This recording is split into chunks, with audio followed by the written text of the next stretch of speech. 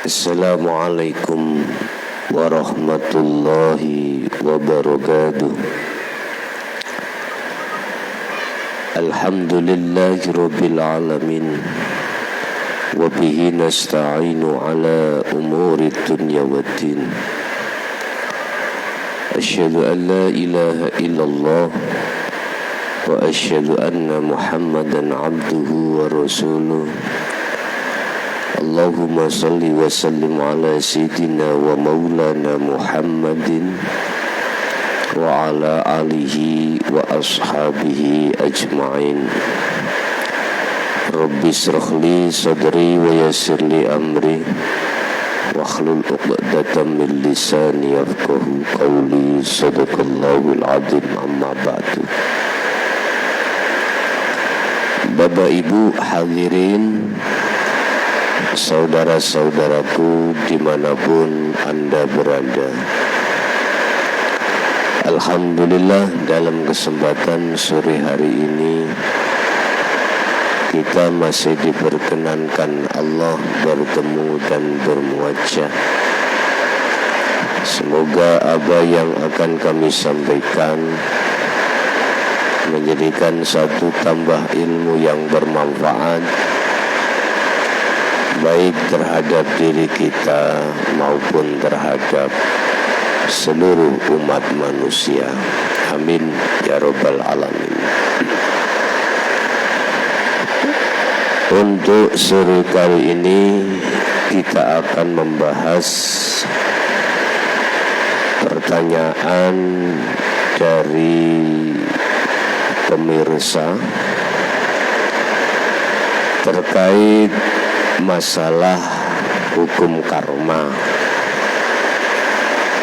Di dalam Islam itu apakah ada yang dimaksud dengan hukum karma? Bapak Ibu, kalau yang dimaksud hukum karma dalam Islam, Anda yang berbuat si A, kemudian si B yang menerima hukuman, atau andai kata yang berbuat itu bapak, kemudian anak yang menerima, yang dimaksud hukum karma seperti ini, dalam Islam tidak ada. Tetapi kalau yang dimaksud hukum karma, si A melakukan dan hukumannya terhadap si A, maka ini berlaku.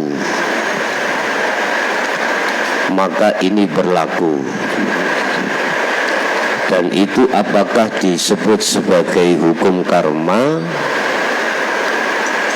yang ditanyakan atau gimana? Yang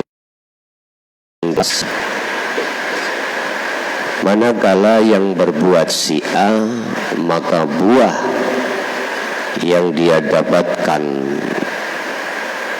yang mendapatkan buah itu harus si A. Dan ini diterangkan di dalam surah Al-Isra, surat yang ke-17 ayat yang ke-7. Allah berfirman, in ahsantum li anfusikum wa in asatum falaha. Apabila di antara kamu yang berbuat bagus, jika kau yang berbuat kebaikan, berarti kamu berbuat baik untuk dirimu sendiri. Dan jika kau berbuat jahat, maka kerugian kejahatan itu untuk dirimu sendiri. Ini bagaimana maksudnya? Bapak Ibu hadirin rahimakumullah. In ahsantum, perbuatan yang bagus. Yang disebut bagus di sini ada kaitannya dengan perbuatannya hati. Perbuatan hati yang bagus yang nantinya akan meluap terhadap jasad, ya. Tatkala dia melakukan bagus, artinya hati menghadap terhadap Allah benar-benar di segala hal aspek apapun, atau asyhadu itu bisa sampai pada illallah, maka buah daripada kebagusan dia sendiri yang menuai. Dia sendiri yang menuai. Jasad pun juga begitu. Tatkala jasad ini berbuat bagus, yang menuai adalah yang bersangkutan. Dari sisi manfaatnya kembali kepada yang bersangkutan. Begitu juga dengan perbuatan asa'tum falaha wa in asa'tum falaha. Perbuatan yang jelek di mata Allah hati ini, itu juga akan kembali kepada diri yang berbuat. Yang dimaksud perbuatan jelek di sini Bapak Ibu, asyhadu itu berhenti pada la ilaha. Artinya asyhadu menghadapnya satu hati, menghadapnya satu jiwa, menghadapnya satu ruh, itu terhadap selain Allah di segala aspek apapun. Ini yang dimaksud asa'tum, perbuatan-perbuatan jelek di mata Allah. Apapun bentuk aktivitas, sikon, keadaan, tatkala hati ini menghadap selain Allah, inilah yang disebut asa'tum, perbuatan yang jelek di mata Allah. Lah, ini nanti hukumannya kembali terhadap dirinya sendiri. Siapa hatinya yang berbuat begitu, dialah yang akan menuai. Begitu juga ketika saat ini berbuat asa'tum, kejelekan secara syar'i, secara zahir, itu nanti kembalinya pada dirinya sendiri. Bapak Ibu hadirin rahimakumullah, ada hadis yang diceritakan oleh Ibnu Mas'ud, ya, menuturkan bahwasanya Rasulullah Shallallahu Alaihi Wasallam bersabda, hendaklah kalian senantiasa berlaku jujur. Ini berarti perbuatan yang bagus, karena sesungguhnya kejujuran akan mengantarkan pada kebaikan, dan sesungguhnya kebaikan akan mengantarkan pada surga. Ini perbuatan hasan, perbuatan bagus. Lah, perbuatan bagus yang dimaksud di sini adalah perbuatan hati secara hakikat, perbuatan jasad secara syariah. Tadi di depan perbuatan bagus dan jelek secara hakikat sudah saya jelaskan, yaitu perbuatannya hati, perbuatannya ruh. Tatkala hati berbuat jujur, itu akan menghantarkan, kejujuran akan menghantarkan satu kebaikan. Artinya asyhadu menghadapnya hati itu hanya pada illallah. Asyhadu sampai pada illallah. Asyhadu alla ilaha illallah. Tidak berhenti asyhadu alla ilaha, tidak. Dia asyhadu sampai ke illallah. Artinya hati tidak menghadap terhadap makhluk berbentuk sikon apapun, tapi hati sampai pada hidup yang meliputi segala sikon. Lah, inilah yang dimaksud perbuatan yang jujur akan menghantarkan dirimu kebaikan, dan perbuatan kebaikan ini akan menghantarkan kau dalam surga. Artinya, tatkala hatimu berlaku tajalli, tidak takhalli ya, berlaku hakikat menuju makrifat hati bukan jasad, maka di situ kau akan menemukan surga. Karena hatimu bertemu Allah, tidak bertemu selain daripada Allah. Itu satu. Yang kedua,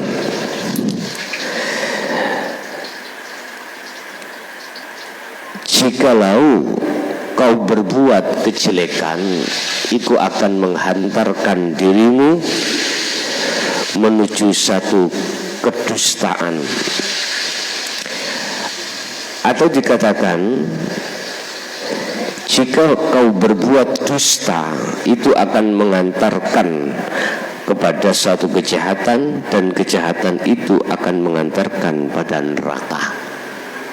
Artinya, hati yang berhenti pada la ilaha, hati yang menghadap bersaksi terhadap, bertemu terhadap selain Allah,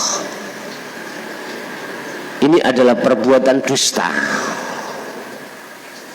Nah, perbuatan dusta ini akan menghantarkan dirimu dalam satu kejahatan. Yang kejahatan yang kami maksud adalah perbuatan yang ada kaitannya dengan kepentingan hawa nafsu. Apa kepentingannya hawa nafsu? Asyhadu dipaksa untuk berhenti di la ilaha secara lafaz ya. Secara maknawiyah, hati ini menghadap, melihat, mengatakan, beriman bahwasanya selain Allah itu bermanfaat. Satu contoh, saya hati ini meyakini bahwasanya selain Allah itu yang berperan dalam pandangan hakikat ya, dalam pandangan hakikat. Akhirnya kami meyakini bahwasanya si A ini yang berperan, bukan Allah. Si A makhluk, dalam pada petik adalah makhluk si A ini. Hatiku meyakini bahwasanya si A ini yang mempunyai satu peran. Nah, itu dikatakan hatiku berhenti pada la ilaha. Asyhadu itu berhenti di la ilaha. Hatiku beriman bahwasanya si Allah yang mempunyai satu peran seperti ini. Ini adalah perbuatan dusta. Nah, perbuatan dusta itu akan menghantarkan diriku untuk berbuat jahat. Lah, perbuatan jahat menghantarkan satu neraka. Artinya inilah perbuatan takholi, perbuatan di mana dalam hati masih ada pengakuan selain Allah yang segala-galanya. Lah, di sini nanti kembalinya kepada diriku sendiri, kepada diriku sendiri. Inilah yang dimaksud perbuatan jahat akan menghantarkan dirimu pada neraka. Artinya perbuatan takhalli yang dilakukan golongan ahli hijab itu berbuah neraka. Bapak Ibu hadirin rahimakumullah, nerakanya di dunia ya, mohon maaf, berbentuk bahwasanya ketidaknyamanan, hati kita, ketidakkedamaiannya hati ini tatkala menghadapi situasi apapun. Itu semuanya alasannya disebabkan karena hati tidak bertemu terhadap surga, hati bertemu neraka, sehingga hati ini selalu gelisah, hati ini selalu